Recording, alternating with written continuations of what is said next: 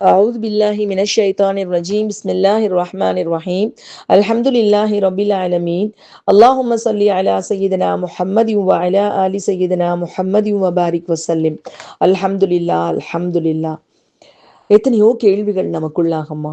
மண்ணுலகம் வரும் முன்னே எங்கிருந்து வந்தோம் நாம்? மண்மடிக்கு போன பின்னே எங்கு செல்ல போகின்றோம்? பொன்னாக மணியாக எண்ணி எண்ணி சேர்த்த கணக்கு மன்னரைக்கு போன பின்னே கூட வருமோ இந்த கணக்கு? கூடி வாழும் உறவு பந்தம், நாடி நிற்கும் நல்ல நட்பு, தேடி வரும் மரணத்தின் போது ஓடி வந்து காத்திடுமா? வாடி அங்கு மக்ஷர் வெளியில் சோர்ந்து நிற்கும் வேளைதனிலே நாடி வந்து நன்மை தந்து நம்மை காக்க முயன்றிடுமா? அரங்கமான உலகம் தனிலே வாழ்க்கை என்னும் மேடை மீது மண்ணுடம்பு வேடம் போட்டு வாழ வந்தோம் சில நாள். மறவேன் உன்னை மறவேன் என்று வாக்களித்து வந்தோம் அன்று. அறவே அந்த இறையை மறந்து உலகில் மூழ்கி நின்றோம் என்று. காலை உதித்து மாலை மறைய கதிரவனும் மறப்பதில்லை. வீசி வரும் காற்று அலைகள் வீச மறந்து போவதும் இல்லை. படைத்தவைகள் இறைவனுக்கு இணங்கி அடங்கியே நடக்கும் போது நன்மை சேர்க்க வந்த மனிதன் மட்டும் தன்னை மறந்து வாழ்வது சரியா? நன்மை சேர்க்க வந்த நாமோ நம்மை மறந்து வாழ்வது சரியோ? இந்த கேள்விக்கான பதில் நம்மை மறக்காமல் வாழ்வதற்கான வழி என்னன்னு தேட வைக்கணுமா? நம்ம மறக்காம நாம எதுக்காக வந்திருக்கோம், எங்க போக போறோம், இந்த உலகத்துல நாம வாழக்கூடிய வாழ்க்கையை எப்படி வாழணும், இதுக்கு எல்லாவற்றுக்கும் விடை அருள்மறை குரான்ல இருக்குமா? அப்படிப்பட்ட குரான் தப்சீர் பிரயாணத்தில் நம்மை நடத்தாட்டி கொண்டிருக்கும் அல்லாஹ்விற்கே புகழ் அனைத்தும் நன்றி அனைத்தும் உரித்தாகுக. லக்கல் ஹம்து லக்க சுக்ரியா அல்லாஹ். அஸ்தகஃபிருல்லா. அறிந்தோ அறியாமலோ இதில் ஏதேனும் தவறுகள் நிகழ்ந்தால் அல்லாஹ் நம்மை முழுமையாக மன்னித்தருள் புரிவானாக. ஆமீன் யா ரப்பல் ஆலமீன். அல்ஹம்துலில்லாஹ். அஸ்ஸலாமு அலைக்கும் வரஹ்மத்துல்லாஹி வபரகாத்துஹு. நாம் இப்ப பார்க்க போற ஆயத் இதுவுமே நம்ம பனி இஸ்ராயலுடைய அந்த எதிர்ப்பை தொடர்ந்து வரக்கூடிய ஆயத்துக்கள் தாம்மா. இப்ப நம்ம பார்க்க போறது 93வது ஆயத். பிஸ்மில்லாஹிர் ரஹ்மானிர் ரஹீம்.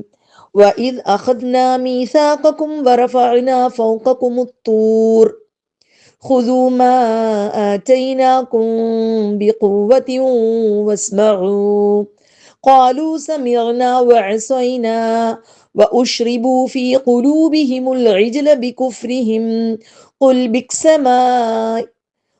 بِئْسَ مَا يَأْمُرُكُمْ بِهِ إِيمَانُكُمْ إِن كُنتُم مُؤْمِنِينَ. நாம் உங்களுக்கு மேலே தூர் மலையை உயர்த்தி உங்களுக்கு நாம் வழங்கியதை பலமாக பற்றி கொள்ளுங்கள், சொல்வதை செவியுறுங்கள் என உங்களிடம் நாம் வாக்குறுதி வாங்கியதை நீங்கள் எண்ணி பாருங்கள். அப்பொழுது நாங்கள் செவியுற்றோம், மாறு செய்தோம் என்று அவர்கள் கூறினார்கள். நம்மை அவர்கள் மறுத்ததால் காளை கன்றின் மீதான பக்தி அவர்களின் உள்ளங்களில் ஊட்டப்பட்டது. நீங்கள் உண்மையில் நம்பிக்கை கொண்டிருந்தால் உங்கள் நம்பிக்கை உங்களுக்கு கட்டளையிட்டது மிகவும் கெட்டதாக இருக்கிறதே, ஏன் என்று நபியே நீர் கேட்பீராக. முதல்ல அல்லாஹ் கேட்க சொன்னா, குல் ஃபலிம தக்துலூன அன்பியா அல்லாஹி இன் குன்தும் முஃமினீன்.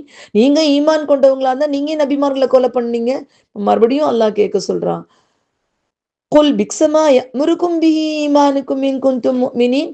நீங்கள் ஈமான் கொண்டவர்களாக இருந்தா உங்களுடைய ஈமான் ஏன் காளை கன்ற வணங்க சொல்லுச்சு? ஏன் அல்லாஹு தாலாட்ட வாக்குறுதி வாங்குறப்பே மாறு செய்யறேன்னு சொல்லுச்சு? அல்லாஹ் கேட்க சொல்றாமா. அல்லாஹு அக்பர். இதுக்கான விளக்கமாக தப்சீருடைய விஷயங்கள் நம்ம பார்ப்போமா. ரப்பிஷ் ரஹ்லி சத்ரி வயசிர்லி அம்ரி வஹ்லுல் உக்தத்தம் மின் லிசானி யஃகஹு கௌலி ரப்பி ஜித்னி இல்மா. இது ஜவாஹருல் குரான்ல வரக்கூடிய அந்த விளக்கம்மா. மாஷா அல்லாஹ் எல்லா தப்சீர் ஆசிரியரும் இதைத்தான் சொல்லுவாங்க. அதுல ஒரு கொஸ்டின் நமக்கு வரும். அதாவது வைத அகத்னா மீசாக்கும், உங்கள்கிட்ட வாக்குறுதி வாங்கினதை பத்தி முன்னாடி நம்ம பார்த்திருக்கோம். வாக்குறுதி வாங்குறதுக்காக என்ன பண்ணான்னா 2 கேள்விகள் வருமா. 2 கேள்விக்கு தப்சீர் ரொம்ப அழகா விளக்கம் சொல்லுதுமா. அதாவது தப்சீரை படிக்கமா உண்மையிலே ஏதோ நம்ம மனசுக்குள்ள இருக்க திரைகள் ஒன்னொன்னா விலகுற மாதிரி இருக்குமா. நம்ம சிற்றறிவுக்கு தெரிஞ்ச இவ்வளோண்டு அறிவுக்கே அந்த திரை விலகுற மாதிரி சந்தோஷம் கிடைக்குதுன்னு சொன்னா அல்ஹம்துலில்லாஹ். இதுவே வாழ்க்கையாக வாழ்ந்தோன்னா நம்மளுடைய மனம் எவ்வளோ லேசா இருக்கும். அல்லாஹ் அக்பர். குரான்ங்கிறது ஒலிமா, நூர். வத்தபோ நூறு அல்லதி உன்சிலமா தான் அல்லாஹ் சொல்றான். ஒரு நூறு இறக்கப்பட்டிருக்கு, அதை பின்பற்றுங்கன்னு சொல்றான். அந்த நூறு எப்போ ஒரு இருட்டான இடத்துக்குள்ள வெளிச்சம் வருதோ அங்க இருக்கக்கூடிய இருட்டு கொஞ்சம் கொஞ்சமா அகன்று போயிடும். அது போல அந்த நமக்குள்ள இருக்க சந்தேகம்ங்கிற இருள், நமக்கு அது என்ன அப்படிங்கிற கேள்வி இருள் எல்லாமே கொஞ்சம் கொஞ்சமா அகல வைக்கக்கூடிய ஆற்றல் குரானுக்கு இருக்குமா. மாஷா அல்லா. வயித் அகத்னா மீசாக்கக்கும் வரஃபகனா ஃபௌகக்கும் முத்தூர். தூர் மலையை மேல உயர்த்தி வாக்குறுதிகள் வாங்கணும்.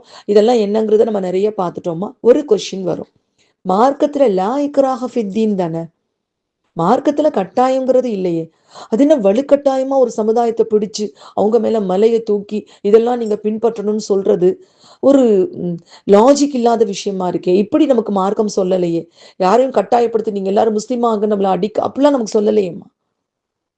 நபிசலாசம் அவங்களே அல்லாஹ் என்ன சொன்னா, சொல்றது உங்களுடைய கடமை, ஆனா ஹிதாயத் கொடுக்கறது என்னுடைய பொறுப்புன்னு தான் அல்லாஹ் சொன்னான்.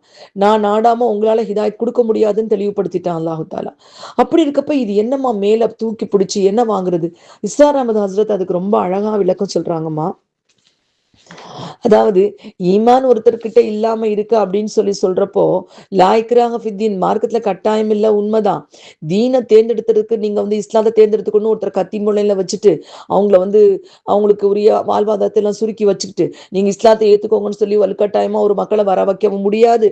அப்படியே வந்தாலும் உண்மையான ஈமானா இருக்காது. அது நமக்கு புரிஞ்சுதான் வரணும். அல்லாவை புரிஞ்சு தெரிஞ்சு வரணும். அது மனசுக்குள்ளாக இருந்தாதான் முஸ்லிமா பாரம்பரியத்துல இருக்கிறவங்களுக்கே அது ஈமானோட வாழ வாய்ப்பு இருக்கும். அப்புறம் ஏன் இங்க ஒரு ஒரு கட்டாயம் அப்படின்னு சொன்னா, தீனை தேர்ந்தெடுத்த பிறகு, அது பாருங்கம்மா ரொம்ப அழகான விளக்கம் கொடுக்குறாங்க. இதுதான் தீன், தேர்ந்தெடுத்துக்கிட்டோம், மார்க்கத்தை வந்துட்டோம். இதற்கு பிறகு மார்க்க கடமைகளை பின்பற்றி நடப்பதில் கண்டிப்பாக கட்டாயமாக அவர்களுக்குள் மன உறுதி வேணும். அதுல அவர்கள் தவறு செய்யும் பொழுது, இஸ்லாத்துக்குன்னு வந்துட்டீங்க, இந்த ஒரு கட்டுக்குள்ள வந்துட்டீங்க, ஈமான் கொண்டுட்டோம், அதுக்கு பிறகு மார்க்க கடமைகளை அலட்சியம் பண்றது, அதுல பின் வாங்குறது, நம்ம சோம்பலா இருக்கிறது. இந்த இடத்துல ரொம்ப அழகா ஒரு விளக்கம் சொல்றாங்க பாருங்கம்மா. அபூ ஹனீஃபா ரஹ்மத்துல்லாஹி அலைஹி அவங்க சொல்றாங்க, மார்க்கத்துக்கு வந்துட்டீங்க, தொழுகையில பொடுபோக்கா இருந்தா என்ன செய்யலாமா, அவங்கள அதுக்காக அரெஸ்ட் பண்ணி அவங்க தௌபா செஞ்சு மறுபடியும் அந்த தொழுகைக்கு போறேன்னு சொல்ற வரைக்கும் அவங்கள கைது பண்ணி வச்சிருக்கலாம். தொழுகைக்கு ஏற்றுக்கொள்றேன்னா அது முக்கியமான கடமை. தொழுகைங்கிறது ஃபரலான ஒரு கடமை. அப்போ இஸ்லாம்ங்கிற அந்த ஒரு கட்டமைப்புக்குள்ள வந்த பின்னாடி நான் தொழுக மாட்டேன் விதண்டாவாதம் செய்யக்கூடியவர்களை இப்படி வலுக்கட்டாயப்படுத்தி கூட தொழுகையை சொல்லலாம். நம்ம அவங்களுக்கு அந்த அது மேல பிடிப்பை ஏற்படுத்துறதுக்காக அவங்கள அரெஸ்ட் பண்ணலாம். அரெஸ்ட் பண்ணி அவங்க தொழுகையை நாங்க இனிமேல் பின்பற்றிடுறோம், நாங்க விட்ட தொழுகைகளுக்கு தௌபா செஞ்சிடுறோம் அப்படின்னு சொல்ற வரைக்கும் அவர்களை கைது பண்ணி கூட அவர்களை வலியுறுத்தலாம்.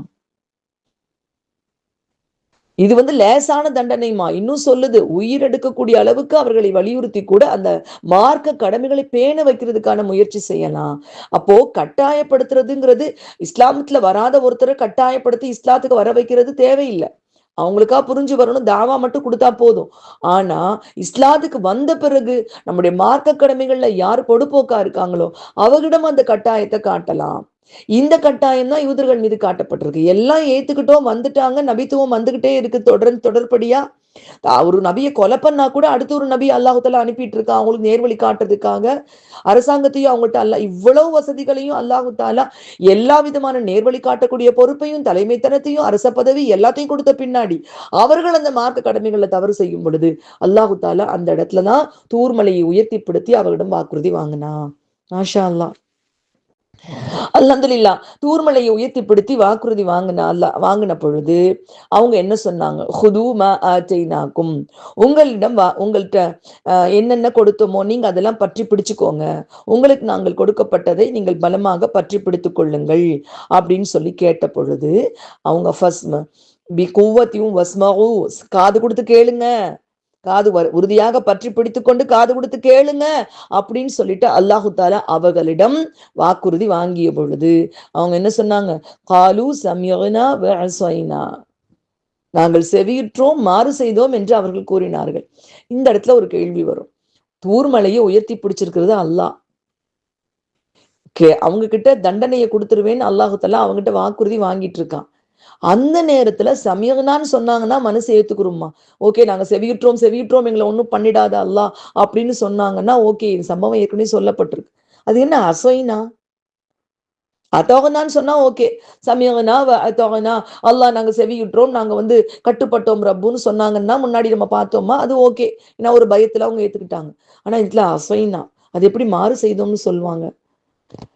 மாஷா அல்லாஹ். இதுக்காக தப்சீர் விளக்கம் சொல்றாங்கம்மா.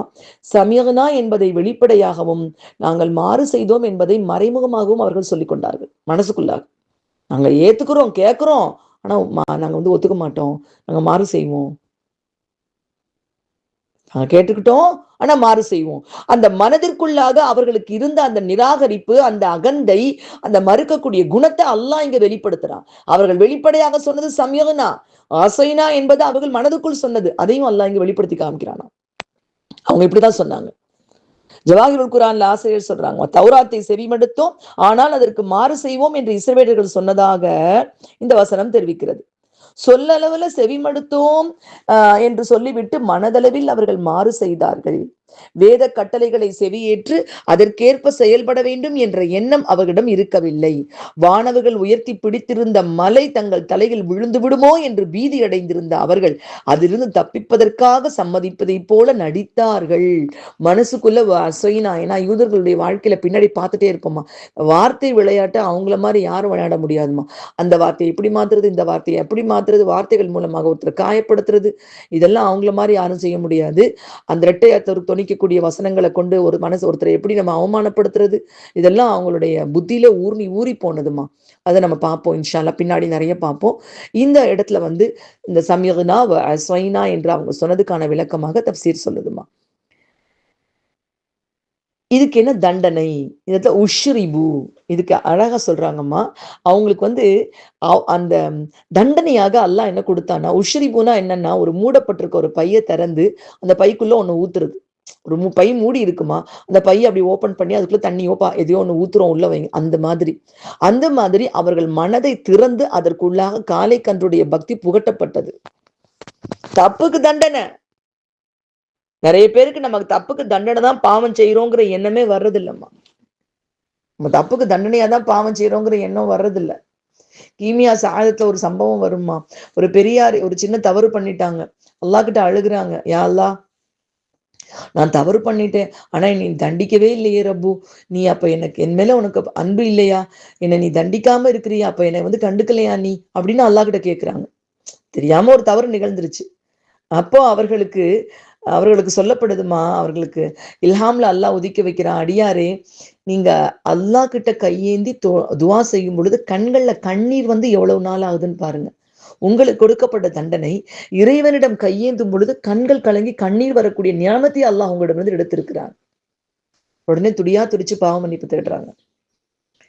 அப்போ எல்லாமே நியாமத்தாமா, நம்ம செய்யக்கூடிய அமல்கள், நல்ல அமல்கள் எல்லாமே இறை நியாமத். அப்போ அவர்கள் செய்த பாவத்திற்கு பகரமாக அவர்கள்ட்ட மிகப்பெரிய ஒரு தண்டனை அல்லாஹ் போடுறா. அந்த உள்ள பையை திறந்து உஷ்ரிபு புகட்டப்படுகிறதுங்கிறான் அல்லாஹ். புகட்டப்பட்டு விட்டது அவர்களுக்குள்ளாக. எது? காளை கன்றின் மீதான பக்தி. உஷ்ரிபு ஃபீ குலூபிஹிம், அவர்களுடைய உள்ளங்களுக்குள் ரிஜில் காளை கன்றுடைய பக்தி. எதனால்? பி குஃப்ரிஹிம், பீனா இங்க இந்த இடத்துல ஏனென்றால், இதன் காரணத்தால், அவர்களுடைய நிராகரிப்பின் காரணத்தால். கொல் நபியை நீர் கூறுவீரா, பிக்சமா யஅ்முருக்கும், நீங்க தான் ஈமான் கொண்டவங்கன்னு சொல்றீங்களே, பிக்சமா யஅ்முருக்கும், உங்களுக்கு ஏன் கட்டளையிட்டுச்சு அந்த காளைக்கன்றை வணங்க சொல்லி உங்களுடைய ஈமான்? நீங்க தான் ரொம்ப பெரியவங்க, நாங்க முன்னாடி நாங்க வச்சிருக்க தௌராத்தை நம்பினாலே எங்களுக்கு போதும், நாங்க எங்களுடைய நபியை நம்பினாலே எங்களுக்கு போதும், நாங்க எதையும் நம்ப வேண்டியது இல்ல அப்படின்னு எவ்வளவு நாள் எதிர்பார்த்துக்கிட்டு இருந்த நபித்துவத்தை நீங்க மறுக்கிறீங்களே. அப்ப நீங்க கொண்டிருந்த ஈமான் உண்மையானதாக இருந்திருந்தால் நீங்க எப்படி இந்த பாவத்தை பண்ணுனீங்க? உங்க ஈமான் எப்படி அதை தூண்டி இருக்கும்? அந்த காளைக்கன்றை வணங்கக்கூடிய பிகுஃப்ரி ஈமானுக்கும் இன்குன்தும் முஃமினீன், நீங்கள் முஃமின்களாக இருந்தால் உங்களுடைய நம்பிக்கை உங்களுக்கு எதை தூண்டுகிறதோ அது ரொம்ப மோசமானதாக இருக்கிறதே அப்படிங்கிற கேள்வியை அல்லாஹ் இங்க வைக்கிறான். எப்படி இவ்வளவு மோசமானதை தூண்டி இருக்க முடியும் அப்படின்னு சொல்றாங்க.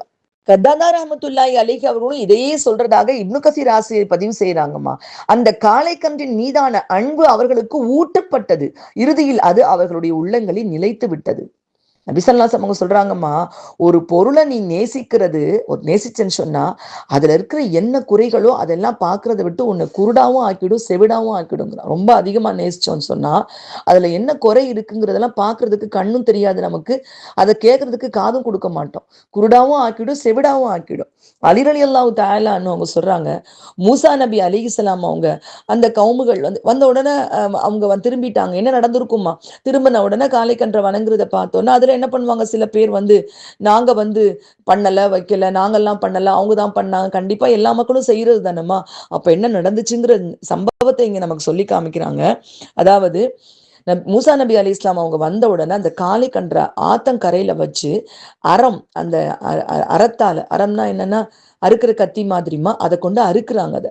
அதை அறுத்துட்டு அந்த காளைக்கன்றை எடுத்து அந்த அறுத்துட்டு அந்த யார் யாரெல்லாம் அந்த காளைக்கன்றை வணங்குனாங்களோ, அந்த வழிபட்டவங்க யார் யார், அந்த அவங்க எல்லாரும் அந்த ஆத்தண்ணிய அருந்துறாங்க, குடிக்கிறாங்க. அறுத்துட்டாங்க, அந்த ஆத்தங்கரையில வச்சு அறுத்துட்டாங்க. அறுத்த உடனே அந்த ஆத்து தண்ணியை குடிக்கிறாங்க, எல்லாரும் மக்கள் குடிக்கிறாங்க. குடிக்கிறப்போ என்ன ஆச்சுன்னு பாருங்க. மாஷா அல்லாஹ், இத வந்து எதுல பதிவாகி இருக்குன்னாமா, தப்சீர் இப்னு அபி ஹாத்திம்ல பதிவாகி இருக்குமா. தப்சீர் இப்னு அபி ஹாத்திம்ல பதிவாகி இருக்குது. அவங்க சொல்றாங்க, அந்த யார் யாரெல்லாம் அந்த காளைக்கன்றுடைய வணக்கத்துல இருந்து அந்த குஃப்ரியத் செஞ்சாங்களோ அவங்களுடைய முகம் எல்லாம் மஞ்சளாக மாறி அவங்களை காட்டி கொடுத்துருச்சான். அல்லாஹு அக்பர். அவங்க மூசா நபி அங்க உட்காந்து, ஏன்னா அவங்களுக்கு இவ்வளோ கோபமா இருந்திருப்பாங்கம்மா. அவங்க வந்து பார்த்துட்டு மக்கள் இப்படிப்பட்ட பாவத்துல மாட்டிட்டாங்களேன்னு. அப்ப யாருங்கிறது தெரியணும். அப்போ உடனே எடுத்து அதை அறுத்துட்டு அந்த தண்ணியை குடிக்க சொல்றாங்க. அந்த தண்ணியை குடிக்கக்கூடிய மக்கள்ல யார் யாரெல்லாம் அந்த குஃப்ரியத் செஞ்சாங்களோ அவங்க முகமெல்லாம் மஞ்சள் நிறமாக மாறி காட்டி கொடுத்து விட்டது. இந்த செய்தியை இப்னு கசீர் ஆசிரியர் பதிவு செய்யறாங்கம்மா. இப்பதான் அல்லாஹ் இப்னு கசீர் ஆசிரியரும் அதே தான் சொல்றாங்க. உங்க நம்பிக்கை ரொம்ப நல்லதா இருந்தா இப்படிப்பட்ட பாவத்தை செய்யறதுக்கு உங்க நம்பிக்கை எப்படி தூண்டுச்சுன்னு கேளுங்க நபியே அப்படின்னு சொல்றாங்கம்மா. அப்பவும் நீங்க தப்பு பண்ணீங்க, அப்போதும் சரி, இப்பவும் சரி. அப்போ வந்து மூசா நபிக்கு நீங்க துரோகம் பண்ணுனீங்க. இப்போ இறுதி நபி வந்தாச்சு, முகமது ஸல்லல்லாஹு அவர்களுக்கும் அவர்கள் மீது இறக்கப்பட்ட குரானுக்கும் நீங்க அதே துரோகத்தை செய்றீங்க. அது வந்த பின்னாடி அதையும் நீங்கள் மறுக்கக்கூடிய மக்களாக நீங்க இருக்கிறீங்க. நீங்க நீங்க செய்யக்கூடிய இந்த பாவம் உங்களுக்கு ரொம்ப கடுமையான விளைவை ஏற்படுத்தக்கூடியதாக இருக்கு அப்படின்னு சொல்றாங்கம்மா. இறுதியாக ஒரு கேள்வியோட இதை வந்து இப்னு கசீர் ஆசிரியர் முடிக்கிறாங்கம்மா. இறுதி தூதர், அனைத்து நபிமார்கள், தூதர்களுடைய தலைவராக இருக்கக்கூடிய எல்லா மக்களுக்கும், அதாவது அல்லாஹ் சொல்றான், இன்னா அர்சல்னாக்க இல்லா ரஹ்மத்தல் லில் ஆலமீன், நமக்கு மட்டும் இல்ல எல்லா மக்களுக்கும் தூதராக அனுப்பப்பட்ட ஒரு நபியை நீங்க மறுக்கிறீங்க. நீங்க இறைவனுக்கு கொடுத்த வாக்குறுதிகளை எல்லாத்தையும் மறுத்துட்டு இருக்கீங்க. அல்லாஹ்வை விடுத்து காளை கண்ட நீங்க வழிபட்டீங்க. இப்படி மோசமான செயல்களை எல்லாம் செஞ்சிருக்கிற நீங்க உங்களிடம் இறை நம்பிக்கை இருப்பதாக எப்படி வாதம் புரியுறீங்க? முந்தி உள்ள ஆயத்துல சொன்னாங்க பாத்தீங்களாமா, முதல்ல உள்ள ஆயத்துல படிச்சோன்னா என்ன சொன்னாங்க? நுக்மினு, நாங்க நம்பிக்கை கொண்டிருக்கோம். வைதா கைலலகும் ஆமினு பிமா அன்சல் அல்லாஹு, அல்லாஹ் இறக்குனது நம்புங்கன்னு சொன்னா, காலு நுக்மினு பிமா உன்சில அலைனா, எங்க மேல அல்லாஹ் இறக்குனதை நாங்க நம்பிக்கை வச்சிருக்கோம்னு சொன்னாங்க பாத்தீங்களா முந்தைய ஆயத்துக்கள்ல. அதை இங்க வந்து சுட்டி காட்டுறாங்க. ஈமான் கொண்டிருக்கேன் நீங்க சொன்னீங்கன்னா இவ்வளவு தப்பு நீங்க பண்றீங்களே, அப்ப எப்படி அந்த ஈமான் உங்களுக்கு இவ்வளவு தப்பு செய்ய வச்சிருக்கோம், தூண்டி இருக்கும்? அப்போ உங்களுடைய ஈமான் வந்து எவ்வளவு, உங்களோட நம்பிக்கையை பத்தி நீங்க யோசிச்சு பாருங்க. பிக்சமாய முறுக்கும் பிஹி ஈமானுக்கும், உங்களுடைய நம்பிக்கை உங்களுக்கு கட்டளையிட்டது ரொம்ப கெட்டதாக இருக்கே அப்படின்னு சுட்டி காமிக்கிறான். இப்போ ஒரே ஒரு கேள்விமா, நம்முடைய ஈமான் நமக்கு சுட்டி காட்டக்கூடியதெல்லாம் நன்மையானதாக இருக்கின்றதா? இன்னைக்கு இந்த சமுதாயம் எந்த பாதையில போயிட்டு இருக்கு? நம்ம எல்லாம் ஈமான் கொண்டிருக்கோம். நம்முடைய ஈமான் நமக்கு எதை சுட்டி காட்டுது, எதை நம்ம பண்ணிட்டு இருக்கோம்? இதெல்லாம் நமக்கு எல்லாமே நன்மையா இருக்கா? 100% அல்லாஹ்வால ஒப்புக்கொள்ளப்பட்டதாக இருக்கா? அப்படிங்கிற கேள்வி நமக்கு எல்லாருக்கும் வைக்கப்பட்டிருக்கு. நான் மறுபடியும் சொல்றேம்மா, நம்ம ஒரு பெரிய பாக்கியசாலிகள். இனி ஒரு நபி வந்து இனி ஒரு கவுமுகள் வந்தா கண்டிப்பா நம்மை பற்றியும் அல்லாஹ், நம்மெல்லாம் ஒன்றும் செய்யாத பாவிகள்லாம் இல்லை, நமக்கு எடுத்த பெரிய பாக்கியம் இறுதி நபியுடைய உம்மத்தாக பிறந்தது. இல்லைன்னா அல்லாஹுடைய வார்த்தைகளாலேயே இப்படி நம்ம செஞ்ச குறைகள் பறைசாற்றப்பட்டு அவனுடைய வாயாலே சபிக்கப்பட்ட மக்களாக நம்முடைய சமுதாயமும் ஆகக்கூடிய ஒரு இழிநிலை ஏற்பட்டிருக்கும். அல்லாஹ் நம்மளை எல்லாம் பாதுகாத்து மாஷா அல்லாஹ் இறுதி நபியுடைய உம்மத்தாக ஆக்கியிருக்கான். ஆனா இந்த குர்ஆனுடைய வரி வரும் பொழுதெல்லாம் நமக்கு நாமே கேள்வி கேட்டுக்கொள்ளணுமா, என்னுடைய நம்பிக்கை எனக்கு சுட்டி காட்டக்கூடியது நன்மையானதாக இருக்கிறதா? நன்மையானதாக இருக்கிறதா? அன்னைக்கு தூர் மலையை உயர்த்தி பிடித்து அல்லாஹ் வாக்குறுதி வாங்கினானே, நாங்க எல்லாரும் லா இலாஹ இல்லல்லாஹ் முஹம்மது ரசூலுல்லாஹ்ங்கிற கலிமாவை நாங்க எல்லாரும் இன்னைக்கு வாக்குறுதி கொடுத்திருக்கிறோமே, எங்கள் செயல்களில் நாங்கள் உண்மையாக இருக்கின்றோமா? எங்களுடைய கடமைகளை நாங்க சரியா செய்யறோமா? இன்ஷா அல்லாஹ் அல்லாஹு தாலா சரியாக செயல்படுத்தக்கூடிய சிராத்துல் முஸ்தகீமின் நேராக நடக்கக்கூடிய தௌஃபீக்கை நம் அனைவருக்கும் தந்தருள் புரிவானாக. யஹ்தின சிராத்துல் முஸ்தகீம் யா அல்லாஹ், யஹ்தின சிராத்துல் முஸ்தகீம் யா அல்லாஹ், யஹ்தின சிராத்துல் முஸ்தகீம் யா அல்லாஹ். ஆமீன் யா ரப்பல் ஆலமீன். அஸ்ஸலாமு அலைக்கும் வரஹ்மத்துல்லாஹி வபரகாத்துஹு.